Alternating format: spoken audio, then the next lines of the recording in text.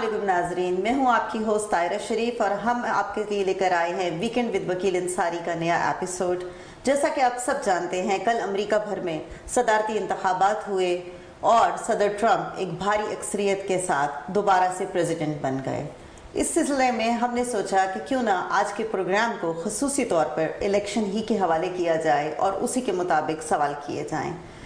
میرے ساتھ موجود ہیں وکیل انصاری صاحب اور میں وکیل بھائی آپ سے پہلا سوال ہی اسی سلسلے میں کروں گی کہ ڈونلڈ ٹرمپ جو کہ ایک بہت بڑی اکثریت کے ساتھ جیتے ہیں اور ایک قسم کا انہوں نے سویپ ہی کر دیا، آپ کیا سمجھتے ہیں اس کے پیچھے کیا راز ہے؟ اس کے پیچھے میرا خیال جو ہے ہمارے اکنامک کے جو باتیں کی انہوں نے، بہت سی باتیں امیگریشن کے حوالے سے کی اور بہت سی باتیں انہوں نے بارڈرز کو، تو یہ چیزیں امریکہ عوام اور خاص پہ جو ہمارا امریکہ عوام جس کو ہم بائبل بیلٹ کہتے ہیں وہ سننا چاہتے تھے کہ ہم کیسے پروٹیکٹ کریں، تو یہ ان کی باتیں۔ لیکن جو ان کی خصوصی بات ہے بات کرنے کا طریقہ، آسان انگلش بولنے کا طریقہ، جو ایک پبلک کے عام فہم آتی اور عام فہم سمجھتا بھی ہے کہ وہ چھوٹے الفاظ میں جو اپنی بات کہہ رہے ہوتے ہیں وہ میرے خیال پبلک تک پہنچتی ہے۔ اور بہت دفعہ ان کا جو کمیونیکیشن ہے آپ نے دیکھا ہوگا کہ ان کی تقریر میں جو کمیونیکیٹ کرتے ہیں وہ ان کا بہترین طریقہ بنسبت ہماری، چاہے وہ ہیلری کلنٹن ہوں جو ایک اٹرنی تھی وہ بڑی بھاری انگلش بولتی تھیں، اور یا یہ ہوں، تو میرا خیال ہے یہاں پہ پبلک سے کم خاص لوگوں سے انہوں نے باتیں کی ڈیموکریٹ نے، اور ڈونلڈ ٹرمپ نے ایک پبلک سے بات کی۔ تو اس میں ایک خاص بات یہ تھی کہ ان کا پیغام جو تھا بڑا واضح تھا، چھوٹے چھوٹے الفاظ میں I will close the border، ختم جملہ، یا I will deport 5 million people۔ تو یہ وہ چیزیں تھیں جو ہم سننا چاہتی تھی، وہ چیزیں تھیں جو کہ ہم تک گئیں۔ اب پوری دنیا سرپرائز ہے کہ اتنی بھاری اکثریت سے وہ کیوں جیتے، تو ان کی جیت میں میرا خیال ہے ان کی بیوقوفیاں بھی شامل ہیں۔ بہت بڑی انہوں نے غلطی ہے کہ دیکھیے ہمارے پاس پچھلے 8 سال سے ڈیموکریٹ کے پاس کوئی قیادت نہیں تھی۔ جس طرح جو بائیڈن صاحب آئے میرا خیال ہے وہ ایک کوئی خاص پریزیڈنٹ نہیں، پھر ان کی صحت اور طبیعت خراب تھی، تو بہت ساری چیزوں نے ہیلپ کیا ڈونلڈ ٹرمپ کو اس طرح جیتنے کی۔ لیکن اس جیت کے اندر جو سب سے بڑی اہم بات ہے وہ یہ ہے کہ وہ سینٹ کی بھی جیت رہے ہیں اور اس وقت کانگریس کو بھی جیت رہے ہیں۔ اس کا مقصد ہے کہ جیسے انہوں نے کہا کہ میں پہلے دن ڈکٹیٹر ہوں گا، یقین کریں کہ انہوں نے اتنے ان کے پاس چیزیں آ چکی ہیں کہ وہ پورے 4 سال بھی ڈکٹیٹر رہ سکتے ہیں قانون سازی کے حوالے سے۔ اس کے ساتھ ہی آپ کو کیا لگتا ہے کہ جو انہوں نے بہت سارے وعدے بھی کیے استعفیٰ ووٹس کے لیے، اور آپ کو پتہ ہے پبلک میں نکل کے ایک دن میک ڈونلڈ میں انہوں نے گزارا، پبلک کے ساتھ بہت زیادہ انٹریکٹ کر رہے تھے، بہت ساری باتیں کہہ رہے تھے، آپ کو لگتا ہے کہ وہ اپنے سارے وعدوں پہ پورے اتریں گے؟ دیکھیے وہ ایک بزنس مین ہے، سیاستداں کم ہے، لیکن ایک اسمارٹ آدمی بھی ہے۔ یس انہوں نے پچھلی اپنے اس میں وعدے پورے کیے، وال بنائی، میکسیکو سے لے کر وہاں تک وال بنائی، یہ بہت بڑا ان کا وعدہ کہ میں دیوار کھینچ دوں گا، جو انہوں نے کیا۔ پھر انہوں نے یہ کہا کہ میں مسلم بینڈ، انہوں نے 7 ممالک سے مسلمانوں کا آنا بینڈ کیا، تو جو چیزیں انہوں نے کہیں کسی حد تک کیا، لیکن چند چیزیں یقینی طور پر جو کہیں اس کا نہیں ہے۔ لیکن اوور آل آپ یہ دیکھیں کہ ان کی، آپ کتنا بھی ان سے اختلاف کریں، لیکن اکنامی جہاں تک ہماری معیشت ہے امریکہ کی، اس کے اندر ان کا بہت بڑا کردار ہوگا۔ تو آج دیکھیں ہماری اسٹاک مارکیٹ فوراً اوپر چلی گئی۔ تو چند چیزیں جو ہیں مطلب بہت سے لوگ خوفزدہ بھی تھے ان کے آنے سے، نہیں یہ امریکہ ہے، میرا خیال ہے کہ یہاں آئین کا بول بالا ہے، ٹھیک ہے چند چیزیں ایسی ہوں گی جو ہم کو ناگوار گزریں گی، عام آدمی کو ناگوار، یا ہو سکتا ہے کہ خارجیہ تعلقات میں کوئی ایسی بڑی آئے، لیکن میں سوچتا ہوں کہ جو رشیا اور یوکرین کی جنگ ہے وہ بند ہوگی، یہ میرا ذاتی خیال ہے۔ تو دیکھیے ابھی تو پہلا دن ہے، وہ ابھی اپنا کیبنٹ بنائیں گے، اپنے آرام کریں گے، تو ابھی جنوری کے پہلے ہفتے میں وہ جب اپنا، لیکن یہ بازو تو ہمارے آزمائے ہوئے ہیں نا، تو پہلا دن ہونے سے کیا فرق پڑتا ہے، ہم جانتے ہیں ان کو۔ بہت اچھی بات کہی تم نے، اور تم ماشاءاللہ تم نے ان چیزوں کو جو کہا بازو آزمائے ہوئے۔ دیکھیے آپ ان سے کوئی بہت بڑی توقع نہ کریں، لیکن یہ توقع ضرور کریں گے کہ وہ چند ایسے اقدامات کریں گے جو کہ مضحکہ خیز ہوتے ہیں، جیسے وہ نارتھ کوریا کے صدر سے ملنے گئے اور کہا کہ ہماری دوستی ہو جائے گی، اس کے 1 ہفتے کے بعد نارتھ کوریا نے ایک بہت بڑا دھماکہ کر دیا۔ تو یہ بیوقوفیاں ان سے ہوں گی، لیکن اوور آل میرا خیال ہے یہ دیکھتا ہوں کہ کون سی کیبنٹ چنتے ہیں، کون ان کے آگے پیچھے ہیں، اور اس سے ہوگا. تم نے ماشاءاللہ تم خود ایک سیاسی ایکٹیو رہی ہو, ایکٹیوسٹ ہو, تم نے بہت کچھ کام کیا ہے اور تم اس پارٹی میں بھی رہی ہو, اس پارٹی میں بھی رہی ہو. تو میرا کہنا یہ کہ تم ماشاءاللہ اس سلسلے میں سوچتے کہ وہ سب جو انتخابی وعدے ہوتے ہیں پورے نہیں ہوتے. یہ ایک سلسلہ ہے. بے شک ایسا ہی ہے, لیکن پھر بھی ہم بڑی خوشائند تبدیلیاں تو سوچ بھی رہے ہیں اور ہمیں اس بات پہ پازیٹیو بھی رہنا چاہیے کہ ایسی کچھ تبدیلیاں ہوں گی. ہاں بالکل ہم تبدیلی دیکھو, جیسا بھی میں نے کہا کہ جو بائیڈن صاحب میرا خیال ہے بہت ہی کمزور پریزیڈنٹ, بہت زیادہ جی, اور کمزور پریزیڈنٹ کے ساتھ جو ان کے وزیر خارجہ تھے یا ان کے وزیر, ان کو وہ صحیح ہدایت نہیں ملی, لہٰذا ہماری پالیسیز بہت کمزور رہیں. سب سے پہلے تو جس طرح ہمارا افغانستان سے نکلنا تھا وہ بڑا ہی عجیب تھا, جہاں ہمارے 13 یا 15 لوگ مرے. وہیں سے شروع ہوا کہ کس بیوقوف طریقے سے انہوں نے ہمارے لوگوں کو نکالا. تو وہاں سے ایک سلسلہ ہے جو غلطیوں کا, لیکن یہ ہے کہ اچھے آدمی تھے, سچے آدمی تھے, لیکن ان میں وہ صلاحیت نہیں تھی. یہ ہم سب کو پتہ ہے کہ جو بائیڈن میں کبھی بھی صلاحیت نہیں تھی پریزیڈنٹ بننے کی یا وائس پریزیڈنٹ بننے کی, اور ان کو لایا گیا, ان کو رکھا گیا. اور دوسری بدقسمتی یہ ہوئی کہ ایک خاص وقت پہ جب کہ وہ انتخاب لڑنے جا رہے تھے, سب نے بھانپ لیا کہ ان کی دماغی حالت صحیح نہیں ہے, لہٰذا انہوں نے سارا کا سارا اقتدار جو ہے کملا ہیرس کو دے دیا. کملا ہیرس ایک پڑھی لکھی خاتون ہے, بہت اچھی خاتون ہے, لیکن پریزیڈنٹ بننے کے لیے جو اجزاء ہیں ان میں بہت کمی تھی.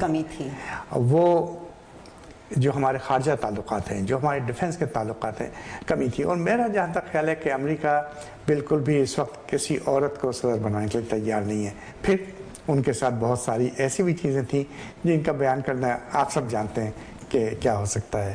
تو آپ کیا سمجھتے ہیں یہی وجہ ہے کہ بہت سارے پاکستانیوں نے اس دفعہ بڑھ چڑھ کے ٹرمپ کو ووٹ دیے ہیں, اور بلکہ ڈیموکریٹس نے بھی, جو کہ کھلم کہتے ہوتے تھے کہ ہم ڈیموکریٹ پارٹی سے ہیں, انہوں نے بھی صدر ٹرمپ کو ہی ووٹ دیے ہیں. تو آپ کیا سمجھتے ہیں اس کے پیچھے کملا ہیرس کا تھوڑا سا وہ ہونا تھا کہ بھئی وہ ڈیلیور نہیں کر سکی بہت ساری چیزیں اپنی ڈیبیٹس میں بھی؟ بہت صحیح تجزیہ ہے تمہارا, اور واقعی یہ ہوا کہ دیکھیے کملا ہیرس کو جو کچھ ملا وہ سمجھے کہ وہ تھا کہ ایک میس تھا.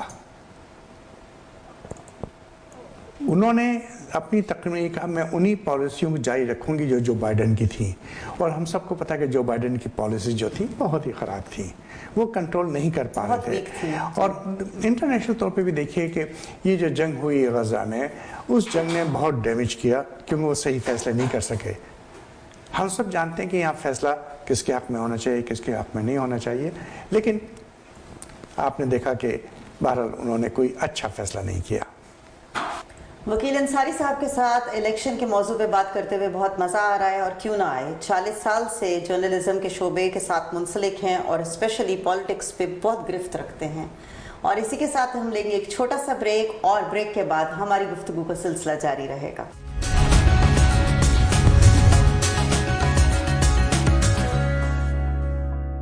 بریک سے پہلے ہم بات کر رہے تھے وکیل بھائی کے ساتھ پالیٹکس کے اوپر, اور اسپیشلی آج کا موضوع بھی آپ کو پتا ہے کہ صدارتی انتخابات ہیں. تو وکیل بھائی اسی سلسلے میں میرا اگلا سوال یہ ہے کہ ووٹ کے استعمال میں اس دفعہ مسلمانوں نے تھرڈ آپشن کا بھی استعمال کیا, اس کے پیچھے کیا راز ہے؟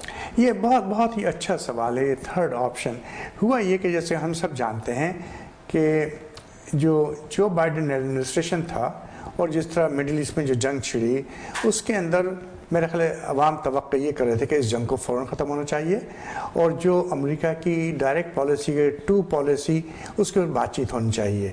لیکن جو دنیا نے دیکھا کہ وہ جنگ جاری رہی, اور اس جنگ کے اندر جو نقصان ہوا, انسانیت کا نقصان ہوا, وہ چیخ اٹھے امریکہ والے, اور خاص طور پہ جتنا لبرل طبقہ تھا وہ چیخ اٹھا. اور وہ توقع کر رہے تھے کہ گورنمنٹ کوئی قدم اٹھائے گی, کوئی شرط لگائے گی اسلحہ دینے سے پہلے یا سپورٹ کرنے سے پہلے.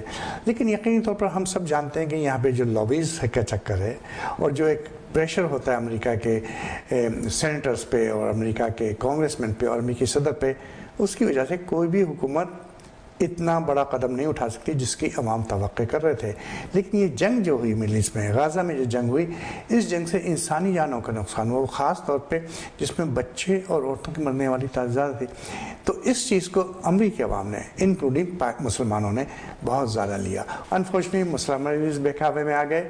اب جیسے آپ میشیگن کا ہی دیکھ لیں، میشیگن میں عربوں کی تعداد مسلمانوں کی تعداد تقریباً 2 لاکھ ووٹ ہیں، اور ان ووٹوں کا صحیح استعمال ہوا اور وہاں سے ڈونلڈ ٹرمپ جیتے. تو یہ یقین طور پر جو بھی اسمارٹ لوگ تھے، جو بھی اسمارٹ دماغ تھے، انہوں نے کوئی 3-4 مہینے سے یہ باتیں کرنا شروع کر دیں کہ تھرڈ آپشن. اور تھرڈ آپشن کا مقصد یہی تھا کہ مسلمانوں کے ووٹ، اسپینش ووٹ جو ہے وہ اسپلٹ ہو جائیں. اور جو اسپلٹ ہوئے، اور جس کی توقع کوئی نہیں کر رہا تھا لیکن اسپلٹ ہوئے. تو اس سازش کا میں سوچتا ہوں، یہ میرا ذاتی خیال ہے، میرا ذاتی تجزیہ ہے کہ ایک وقت آئے گا کہ شاید ہم اس سازش کا اخباروں میں آئے.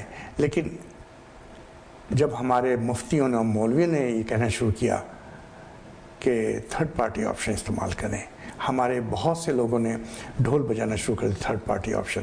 وہاں سے یہ بات کھل کے سامنے آ گئی کہ کوئی ایسی طاقت ہے جو ہمارے ایکٹیوسٹ کو آگے لے کے آ رہی ہے. اور بدقسمتی سے اس میں میں یہ کہتا ہوں، میرے بہت قریبی دوست جو میرا خیال ہے کہ اگر امریکی سیاست کو قریب سے نہیں دیکھتے ہیں اور جنرل بار بار دیکھ رہے ہیں، تو انہوں نے یہ کیا ہوا؟ ہمارے ووٹ برباد گئے نا.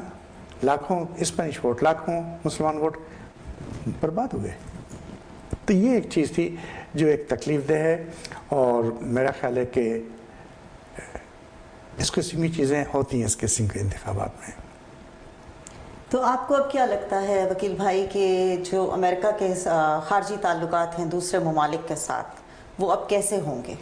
ہاں، یہ بات پچھلے 4 سال پہلے تم نے کہا ہے. دیکھیے، عجیب بات ہے کہ ڈونلڈ ٹرمپ صاحب ہمارے وہاں، جیسے آپ کو پتہ ہے، نیٹو میں ممالک ہیں جہاں یورپ کے اتحادی ہیں اور جو رشیا کے خلاف ایک طرح کا محاذ کھڑا ہوا ہے. تو امریکن حکومت اس میں لاکھوں ڈالر خرچ کرتی ہے، اسلحہ دیتی ہے، اور ایک طرح سے ان سب کو پروٹیکٹ کرتی ہے. اس کو نیٹو جو ہے، لیکن امریکہ کا پیسہ بہت جاتا ہے.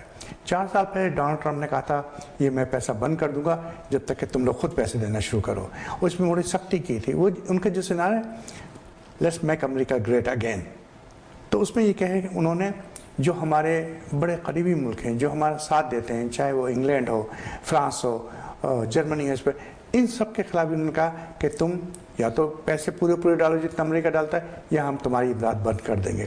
تو اس بات سے رشیا بڑا خوش ہوتا ہے کیونکہ اتحاد رشیا کے خلاف ہے. اور یہ بھی کہا جاتا ہے کہ رشیا کے لیے بڑا سافٹ کارنر وہ رکھتے ہیں. تو ہماری خارجہ پالیسی جو ہے، جہاں امریکہ کے لیے ہو سکتا ہے اچھا ہو، امریکی عوام کے لیے کچھ اچھے ہوں، لیکن وہاں ہم خارجی طور پر اپنے دوست ممالک کو کھو رہے ہوتے ہیں. اور یہ بہت بڑا ایک حادثہ پہلے بھی ہوا، اب بھی ہو رہا ہے، اور ہم آئسولیٹ ہو کے رہ گئے تھے. اس کے بعد چیزیں ٹھیک ہونے کی کوشش کی. تو لہٰذا میں نہیں سوچتا کہ ہمارے یورپین ممالک اور خاص طور پہ چند عرب ممالک بھی اس بات سے خوش ہوں گے کہ ڈونلڈ ٹرمپ صاحب کی ہاں، ان کی خارجہ پالیسی کا صرف مقصد یہ ہوتا ہے کہ ہاؤ آئی کین ڈکٹیٹ، میں کیسے بتاؤں کیا کرو کیا نہیں کرو. اور جیسے انہوں نے کہا کہ میں پہلے دن ایز اے ڈکٹیٹر ہوں گا، اور یہ لفظ انہوں نے ایک دفعہ نہیں بھی 10 دفعہ کہا. ڈکٹیٹر کا مقصد یہ ہو رہا ہے کہ وہ پہلے دن پورے اختیارات استعمال کریں گے. جیسے انہوں نے کہہ دیا کہ پہلے دن میں یہ آرڈر کروں گا، اور جب وہ یہ کہہ رہے ہیں تو کریں گے. تو چند چیزیں جو ہیں یہ عام عوام اس پہ بڑی خوش ہوتی ہے. لیکن اگر اوور آل دیکھا جائے دنیا کی سیاست میں، تو امریکہ انتخابات دنیا کو ایک طرح سے دنیا کے لیے بھی ہوتے ہیں. امریکی صدر صرف اگر یہ کہا جائے کہ پوری دنیا جو ہے وہ امریکی انتخابات پہ نظریں جمائے بیٹھی ہوتی ہے تو غلط نہیں ہوگا. بالکل بالکل، بہت اچھی بات تم نے کہی. اور تم ان چیزوں کو جانتے ہو کہ امریکی انتخابات جو ہیں وہ دنیا پہ اثر انداز ہوتے ہیں. جو سیریس ممالک ہیں، جو وہ ممالک ہیں جنہوں نے امریکہ سے ٹریڈ کرنی ہوتی ہے، وہ بھی خوفزدہ ہیں. جیسے چائنا کے ساتھ ہم ٹریڈ بھی کرتے ہیں، لیکن چائنا سے خوفزدہ بھی ہیں کیونکہ چائنا سب کہ ہم مقروض بھی ہیں. لیکن چائنا کی اکنامی جو ہے اتنی بہتر. تو اب وہ یہ کہہ رہے تھے کہ میں چائنا پہ آ کے اس کی امپورٹ پہ پابندیاں لگاؤں گا. اب اگر وہ پابندیاں لگاتے ہیں تو یہاں چیزوں کا مہنگا ہونا بہت ضروری ہے کہ چائنا نے مارکیٹ کو سستا کیا ہوا ہے. ایک قسم سے تو یہ چند چیزیں ہیں کہ وہ خارجہ پالیسی کے اندر وہ اقدامات لے کے آتے ہیں جس سے کہ ایک عام آدمی پریشان ہوتا ہے. ایک عام مطلب اس وقت اگر چائنا سے ہم جو کر رہے ہیں تو ہمارے لاکھوں جاب منسلک ہیں. جو ہم امپورٹ کر رہے ہیں لاکھوں ڈالر کی چیزیں امپورٹ کر رہے ہیں. جو چائنیز مال ہم بیچ رہے ہیں وہ لاکھوں کروڑوں ڈالر میں جاتا ہے. اگر ہم اس پہ ٹیرف لگائیں گے, اس پہ اور ٹیکس لگائیں گے تو وہ چیزیں ہمارے لیے مہنگی ہوں گی, چائنا کے لیے مہنگی نہیں ہوں گی. یعنی عام آدمی کے لیے چیزیں جو ہے اب زیادہ مہنگائی ہو جائے گی. بالکل بالکل تمہارا یہ تجزیہ صحیح ہے کہ عام آدمی کے لیے پریشان ہوگا. لیکن اس سے کیا ہوگا, وہ سوچتے ہیں کہ میں چائنا کو کنٹرول کروں گا تو چائنا کو کنٹرول کروں گا تو لہٰذا یہاں لوگ اچھا محسوس کریں گے. نہیں, ایسا نہیں ہے. میرا خیال ہے چائنا ایک طاقت ہے اور دیکھتے ہیں کہ وہ اس پالیسی کو, خارجہ پالیسی کو کہاں وہ لے کے چلتے ہیں, اس پالیسی کا کیا اختتام ہوتا ہے, کیسے اختتام ہوتا ہے. لیکن میرا خیال ہے کہ اگر انہوں نے ایک اچھی کیبنٹ بنائی, اچھے وزیر خارجہ آئے, اچھے وزیر دفاع آئے اور انہوں نے بات سنی. اب جیسے ایک بڑی عام سی بات ہے کہ ڈونلڈ ٹرمپ جیسا ہم سب جانتے ہیں وہ بھی نیو یارکر ہیں, انہوں نے بھی یہاں ٹی وی شوز کیے ہیں اور مطلب ایک طرح کی ایکٹنگ کی ہے, پلے بوائے بھی رہے. تو ان کا ایک طریقہ ہے کہ وہ کسی کی بات نہیں سنتے, اپنی بات منوانا چاہتے ہیں. یہ ایک بہت بڑی بنیاد ہے. یہ تو ہم دیکھ چکے ہیں پہلے بھی آپ لوگ دیکھ چکے ہیں. جی جی بالکل. اس پہ لڑ چکے ہیں وہ. تو یہ چیزیں ہیں جس کی وجہ سے خدشات ہیں, لیکن ہم اچھی توقعات رکھنا چاہتے ہیں, ہم اس کو پازیٹیو نوٹ رکھنا چاہتے ہیں. وہ اینڈ آف دا ڈے امریکہ کے صدر ہیں, وہ اینڈ آف دا وکیل انصاری کے صدر ہیں, اینڈ آف دا ڈے ہمارے صدر ہیں. اور ہمیں اچھے کی امید رکھنی چاہیے. جیسے شاعر نے کہا ہے پیوستہ رہ شجر سے امیدیں بہار رکھ, تو ہم بھی باہر کی امید ہی رکھیں گے. نہیں, باہر کی امید ہمیں رکھنا چاہیے. اور میرا خیال یہ ہے کہ دیکھیے وہ امریکہ کے لیے بہت اچھے ثابت ہوں گے. اور یہ ناممکن ہے کہ امیگرینٹس کی جو ایک طاقت ہے اور جو امیگرینٹس کی جو ان کے پاس جو ایجوکیشن, جو تجربے ہیں, وہ اس بات کو اچھی طرح جان چکے ہیں کہ اب امیگرینٹس کو آپ بقول اسٹریٹ کی زبان میں امیگرینٹس کو آپ ہلکا نہ لیں.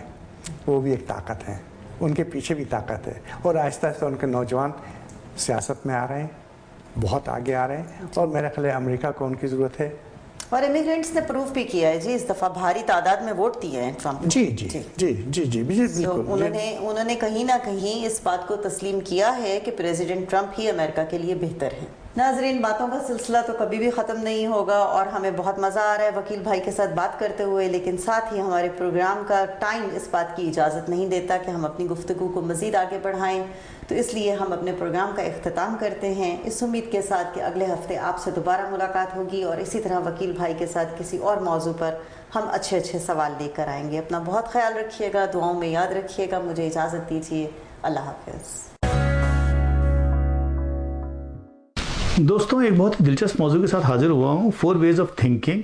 وہ کون سی 4 تھنکنگ کے طریقے ہیں جو ہمارے زندگی کے مسائل کو حل کر سکتے ہیں, ہمارے پرسنل مسائل کو, ہمارے ریلیشن شپس کو, ہمارے سوشل ڈائنامکس کے اندر, ہمارے ارد گرد دنیا کی بڑی مسائل جو نظر آتے ہیں ہمیں, پولیٹیکل, سوشل, جو بھی فلاسفیکل, وہ سب چیزوں کے حوالے سے ایک کتاب میری نظر سے گزری تھی ڈیوڈ سمسٹر کی. انہوں نے بتایا کہ صاحب 4 ways آف تھنکنگ کون سی ہے. 2023 میں ان کی کتاب آئی تھی. خود جو ڈیوڈ سمسٹر ہیں وہ اپلائیڈ میتھمیٹکس کے پروفیسر ہیں. انہوں نے خاص طور پہ کیا کیا کہ میتھمیٹیکل جو ماڈلس ہوتے ہیں اس کو انہوں نے سوشل اور بیہیویئر سائنس کے ساتھ بلینڈ کر دیا اور یوں ایک نئی ترکیب ڈیولپ کی کہ کیا سائنٹیفک انداز ہے سوچنے کا زندگی کے مسائل کے حوالے سے. 100 سے زیادہ ریسرچ آرٹیکلس ان کے پبلش ہو چکے ہیں, 5 کتابیں ان کی آ چکی ہیں, کئی کتابیں تو بڑی بیسٹ سیل رہی ہیں. کون سے وہ 4 میتھڈس ہیں؟ یہ کہتے ہیں statistical, interactive, chaotic and complex. یہ 4 ویز ہیں چیزوں کو سائنٹیفکلی انداز میں دیکھنے اور سوچنے کے لیے. کیوں امپورٹنٹ ہے؟ امپورٹنٹ اس لیے کہ اس سے ہمارے اندر ایک اپروچ ڈیولپ ہو جاتی ہے کہ کس طرح سے ہم زندگی کے ڈیسیشنز کو سمپلیفائی کر سکیں, زندگی کے مسائل کو, خصوصاً کانفلکٹس آ رہے ہیں, جو بھی پرابلمز, جو بھی کمپلیکسٹیز نظر آ رہی ہیں, ان کو ہم سمجھ سکیں اور بہت ہی کلیئر اور بہت ہی سمپل طریقے تک لا سکیں. اچھا, اس قسم کی چیزیں پڑھنا کیوں ضروری ہے؟ یہ خاص طور پر ان میتھمیٹیشنس کے لیے ضروری ہے جو چیزوں کو جو ہے وہ اس کی پریکٹیکلی میتھمیٹیکلی اپلائی کرتے ہیں اور بہتر سے بہتر سلوشن چاہتے ہیں زندگی کے مسائل کا.